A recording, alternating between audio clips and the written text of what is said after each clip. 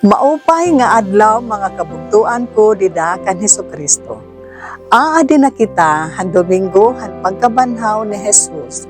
Ako, Hisonia M. Alvarina, Vicarial Regent and Pro-Life Visayas Area Coordinator, Daughters of Mary Immaculate International, Vicariate of Tacloban, Archdiocese of Palo. Para hanya na a gospel power, hawaray-waray. Aga-aga pa han Domingo, samtang masirom-sirom pa, kinadto han lubnganan hi Maria nga taga Magdala, nga nakita niya nga ginkuha na an bato ha lubnganan. Sanglit, nagdalagan hiya nga nagpakadto kan Simon Pedro, nganhan usa pa nga tinun-an nga pinalangga ni Jesus, ngan ginsiring hira niya.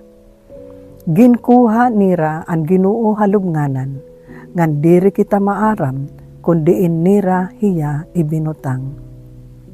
Sanglit, ginawas hira Pedro, ngan anlain pa nga tinun-an, ngan kinadto hira hanlubnganan. Nandaglagan hira nga duha, kundi madurodagmit ang pagdalagan hanlain nga tinun-an, kay kan Pedro. Ngan hiya an unahan nga nakaabot han lubnganan. Naghiling hiya ngan iya nahikitan nga nakadto ang mga panapton nga ginamit paglubong, kundi waray hiya sumulod. Han pag-apot na ni Simon Pedro nga kasunod niya, sinulod hiya han lubnganan nga nahikitan niya didto ang mga tela nga ginamit paglubong, ngan ang tela nga iginputos han ulo ni Jesus, nga diri na kaupod han mga tela nga gingamit paglubong, kundi linikid na halain nga dapit.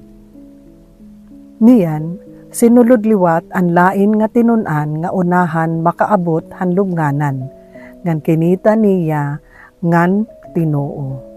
Kay waray pamanhira pakasabot han kasuratan nga mababanhaw hiya tikang han mga minatay. Labi ka mahinungdanon an iginsusumat han ebanghelyo yana nga Domingo han pagkabanhaw. Nga diin waray magpakita an nabanhaw nga Kristo ngadto han iya mga disipulos. An pagtuo han pagkabanhaw, diri nababasi han nakikita, kundi tinuod ini nga regalo.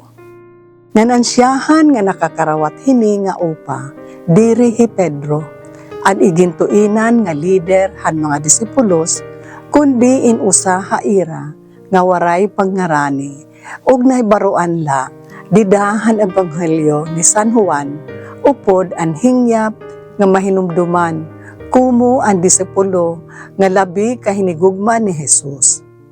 Ato nasabtan, hini nga papainubsanon nga disipulo, nga hiya mismo natuod nga nabuhi ang Ginoo. Apisar nga waray pa niya makit-i ngan ikaatubang ang nabanhaw nga Kristo.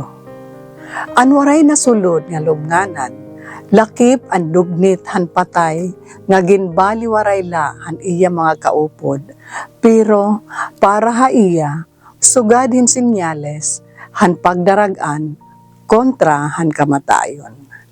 Iya ini nasantop, diri pinaagi han kasuratan, kay ang kasuratan, waray pangani kahihimugso, ngan iginsusurat pala, diin hiya an may dako na nga papel ha istorya.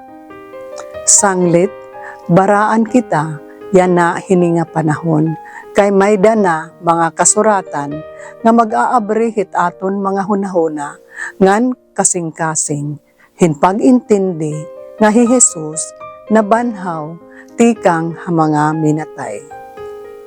Salamat, han mga testimonya, han mga hinigugma nga mga disipulos, upod ang Kristohanon nga katilingban, nga nagsurat ngan nagpamatuod hini nga mga panhitabo.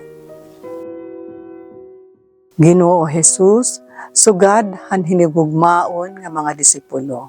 Buligi kami nga maging kasugbong nga mga testigos han imo pagkabanhaw. Amen.